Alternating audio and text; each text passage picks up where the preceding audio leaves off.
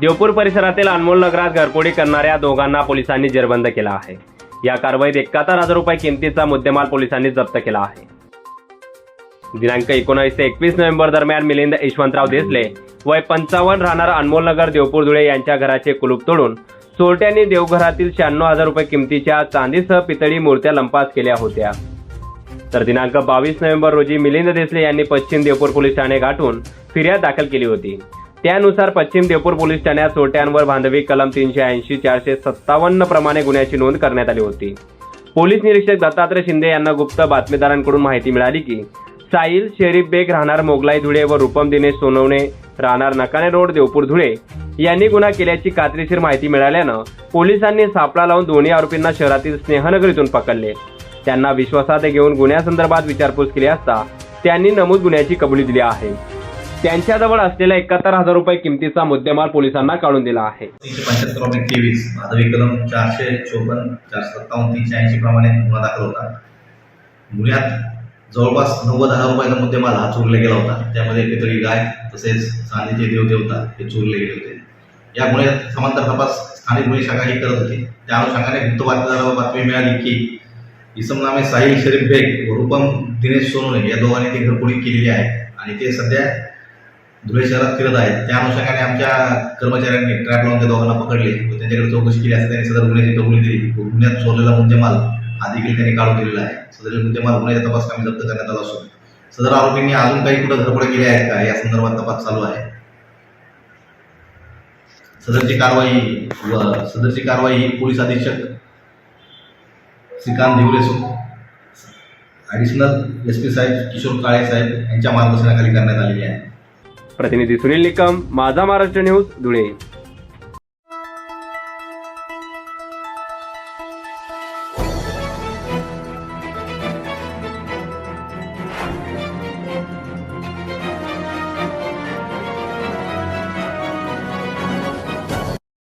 धुळे शहरातील बंद राजकमल टॉकीज येथील एका खोलीत सुरू असलेल्या जुगार अड्ड्यावर पोलिसांनी छापा टाकून जुगार खेळणाऱ्या 13 जणांना अटक केली असून या 17,35,060 रुपयांचा मुद्देमालही जप्त करण्यात आला आहे।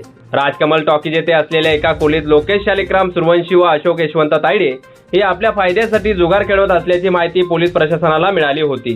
त्या माहितीच्या माध्यमातून पोलिसांनी छापा टाकून सदर ठिकाणी रोख रक्कम व जुगाराचे साहित्य, मोबाईल तसेच 30 मोटरसायकली असा एकूण 17,35,060 रुपयांचा मुद्देमाल जप्त केला आहे।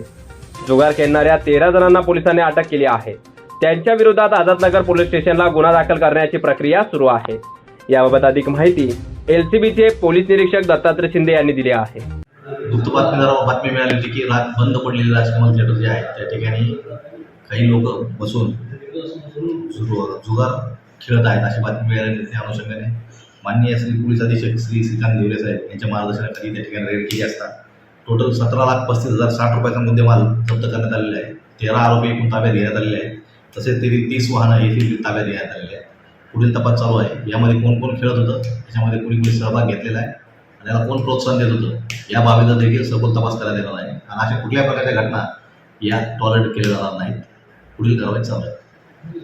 सदरची कारवाई पोलीस अधीक्षक श्रीकांत धिवरे यांच्या मार्गदर्शनाखाली LCBचे पोलीस निरीक्षक दत्तात्रय शिंदे व त्यांच्या पथकातील अधिकारी कर्मचाऱ्यांनी केली आहे। प्रतिनिधी सुनील निकम, माझा महाराष्ट्र न्यूज, धुळे।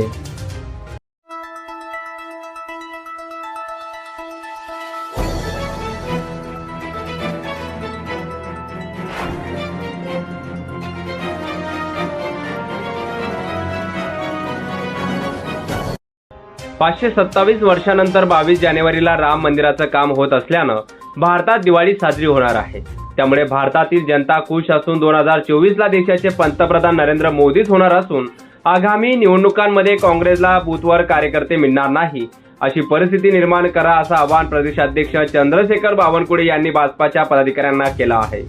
ते धुळ्यात आयोजित महाविजय 2024 घर चलो अभियान भाजप पक्षाच्या नूतन कार्यालयाच्या भूमिपूजनाप्रसंगी धुळ्यात आले असता बोलत होते।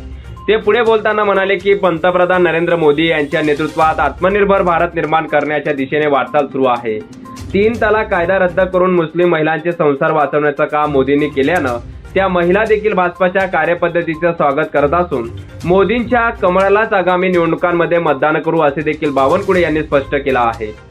महाविजय 2024 अंतर्गत प्रदेशाध्यक्ष बावनकुळे यांच्या प्रमुख उपस्थितीत चाळीसगाव रोडवरील हुडको कॉलनीमध्ये घर चलो अभियानाच्या माध्यमातून नागरिकांच्या घरी भेटी देण्यात आल्या। त्यानंतर भाजपाच्या हायटेक कार्यालयाचे भूमिपूजन चंद्रशेखर बावनकुळे यांच्या हस्ते झाले। पुढे दीप प्रज्वलन करत कार्यक्रमाला सुरुवात करण्यात आली। कार्यक्रमाच्या प्रास्ताविकात महानगर अध्यक्ष गजेंद्र अंपळकर यांनी केलेल्या कामांचा व होणाऱ्या कामांचा लेखाजोखा प्रास्ताविकातून मांडण्यात आला। पक्षाच्या कार्यालयासाठी स्वतःची जागा दान केल्यानं बावनकुळे यांनी अंपळकर परिवाराचा सत्कार करत त्यांचं कौतुकही केलं आहे। अध्यक्ष भाषण चंद्रशेखर बावनकुळे यांनी करत पदाधिकाऱ्यांसह कार्यकर्त्यांना सखोल असे मार्गदर्शन केलं आहे।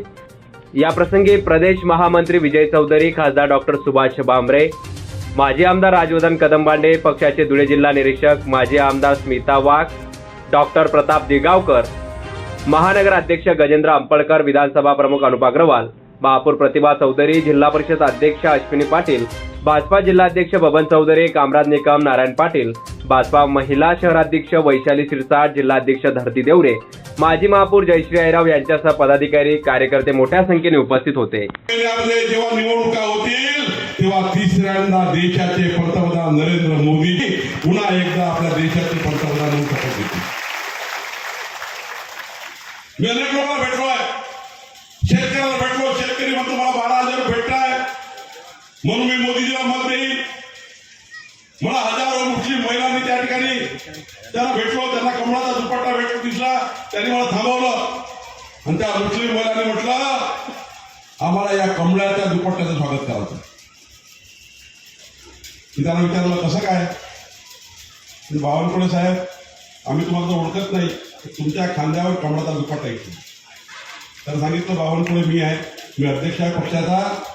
त्याला कुठून तरी कळलं, तर त्यांनी माझं स्वागत केलं आणि त्यांनी सांगितलं की माननीय प्रधानमंत्री मोदीजींनी आमचा संसार वाचवण्याचं काम केलं म्हणून आम्ही कमळाला मत दिल्याशिवाय राहणार नाही, संसार वाचवण्याचं काम केलं। प्रतिनिधी पवन मराठे, माझा Maharashtra news, Dhule.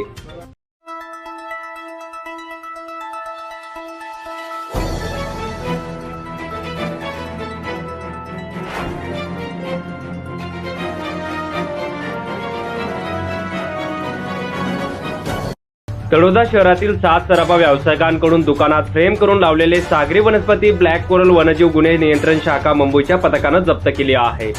Black coral ही वनस्पती वन्यजीव संरक्षण कायद्यान्वये श्रेणी 1 मध्ये असून दुर्मिळ वनस्पती समजली जाते। ही वनस्पती अनेक सागरी जीवांचे आश्रयस्थान आहे। ही वनस्पती तळोद्यातील सराफ व्यावसायिकांनी दुकानात लावली असल्याची माहिती वन्यजीव गुन्हे संरक्षण पथकाला मिळाली होती। त्या माध्यमातून ही धडक कारवाई करण्यात आली आहे। शहरातील काही सराफ व्यावसायिकांनी आपल्या दुकानात इंद्रजाल ब्लॅक कोरल नामक सागरी वनस्पती दुकानात फ्रेम करून लावली आहे, अशी माहिती वन विभागाला मिळाली होती। ही वनस्पती समुद्र, घोडा व इतर सागरी जीवांसाठी महत्त्वाची असून यात वनस्पतींवर अनेक सागरी जीवांचा जन्मही होत असतो। या सागरी वनस्पतीची चोरट्या मार्गाने विक्री होत असते। त्यावर नियंत्रण मिळवण्यासाठी वन्यजीव गुन्हे नियंत्रण शाखा कार्य करीत आहे। ही कारवाई उपवन संरक्षण लक्ष्मण पाटील, मेवासी वन विभाग तळोदा यांच्या मार्गदर्शनाखाली वन्यजीव गुन्हा नियंत्रण ब्युरोचे रमेश अयासी, अक्कलकुव्याचे वन परिक्षेत्र अधिकारी LLD गवडी, वन परिमंडळ अधिकारी SR हजारी, DB Mahale, SM Ahire, Shrimati SR Pawara, one संरक्षण श्रीमती AP पावरा, वनरक्षक GD आडे, श्रीमती MK वसावे, GP पावरा, वाहन चालक दीपक बाळदे, TR पाडवे या अक्कलकुवा व तळोदा वन विभागाच्या संयुक्त पथकानं कारवाई केली आहे। वनस्पती कोणत्या मार्गाने आली याचा शोध घेणारे वन विभागानं या वनस्पतीच्या फ्रेम जप्त करून कारवाई केली आहे। तर यात व्यावसायिकांना आपले म्हणणे मांडण्याची देखील संधी दिली जाणार आहे। तर ही दुर्मिळ वनस्पती नेमकी कोणत्या मार्गाने तळोद्यापर्यंत आली याचा शोधही वन विभाग घेणार आहे। मात्र अचानक झालेल्या या कारवाईमुळे व्यावसायिकात खळबळ उडाली आहे।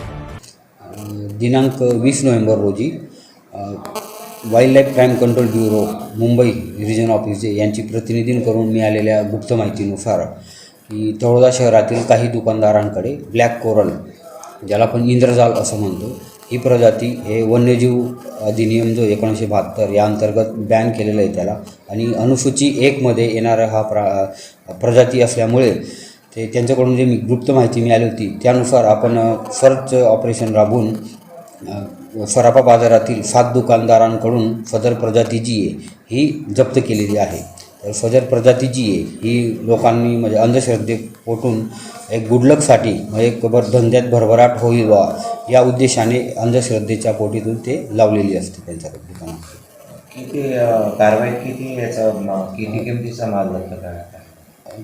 तशी ते वन्यजीव याच्यातली जे ते त्याची किंमत आपल्याला असं सांगता येणार नाही, परंतु एक 10 ते 15 हजारापर्यंत फ्रेमसहित ती जी एक प्रजाती असते ती लोकल मार्केटला विकण्यात येत असते. तर अशा एकूण 7 लोकांवर 7 ठिकाणी हे जप्त करण्यात आलेले आहे. आणखीन या संदर्भात कारवाई होणार आहे का? हो, आता परत त्या लोकांना चौकशीसाठी बोलून त्यांच्याकडून जे काही इनपुट्स आपल्याला मिळतील, इन्फॉर्मेशन मिळेल, त्यानुसार परत आपण जे पुढील चौकशीची कारवाई आहे ते आपण राबवूया. आणि परत बाकी ठिकाणीसुद्धा काही गुप्त माहिती जर मिळाली किंवा मग आपलं सर्च ऑपरेशन सुरू आहे, तर अजून काही लोकांकडे जर सापडलं तर अजून ते आपल्याला जप्त करून पुढील कारवाई करण्यात येते.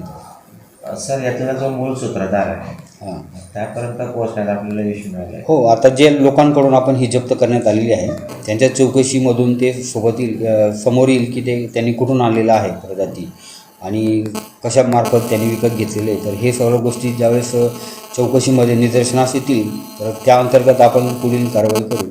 विजय निकम, माझा महाराष्ट्र न्यूज, नंदुरबार.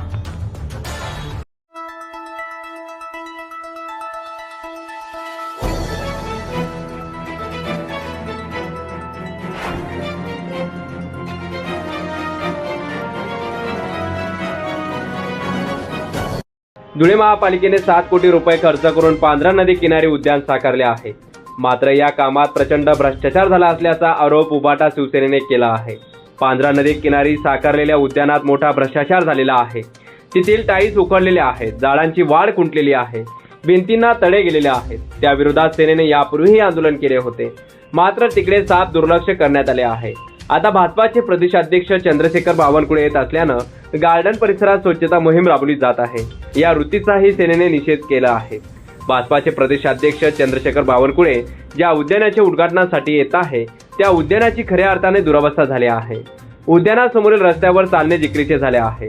केवळ उद्यानाच्या बाहेर प्रवेशद्वाराची सजावट करण्यात आली आहे, मात्र प्रत्यक्षात उद्यानात मोठ्या प्रमाणात दुरावस्था झाली आहे, असा आरोप उबाटा सेनेच्या उपनेत्या शुभांगी पाटील यांनी केला आहे.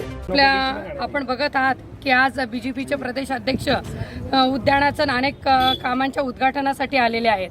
पण हे कामं बघितले तर तुम्ही इकडच्या साईडला जाऊन बघितले तर आजच उद्घाटनाच्या दिवशीच तुम्ही बघितले तर कलरचे पोपडेच्या पोपडे आणि भिंतीला तडे पडलेले आहेत. रस्ता बघितला, त्याच गार्डनच्या समोरचा रस्ता बघितला तर तिथे चालणं सुद्धा असह्य झालेलं आहे. गाडीने चालणं तर फार दूरची गोष्ट आहे.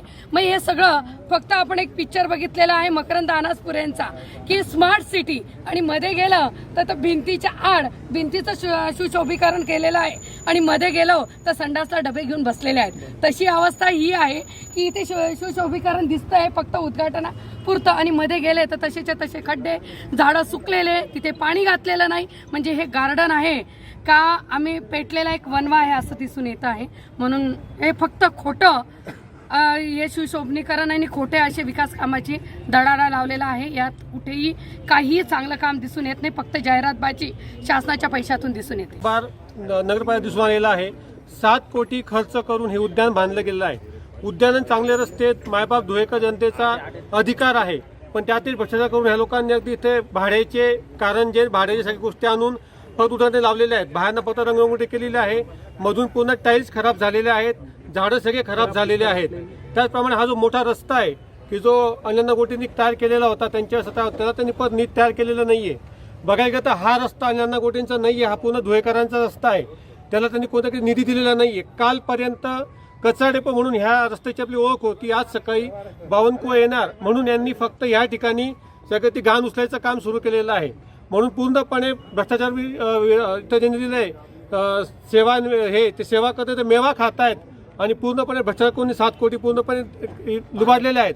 इथून अगदी हाकेच्या अंतरावर समोर हिंदुत्व सम्राट सावरकर साहेबांचं स्मारक आहे. संपूर्ण भारतात भारतीय जनता पार्टी हे सावरकरांच्या नावावर राजकारण करते आणि त्याच सावरकरांच्या पूर्णपणे त्यांची दयनीय अवस्था त्यांच्या स्मारकात झालेली आहे. म्हणजे पूर्ण बघायला गेलं तर भाजपा सरकार हे फक्त चापेबाजपणा, फोटोछापपणा करते, पण त्यांचं जागेवर कार्य अगदी शून्य आहे. प्रतिनिधी रूपक बिरारी, माझा महाराष्ट्र न्यूज, धुळे.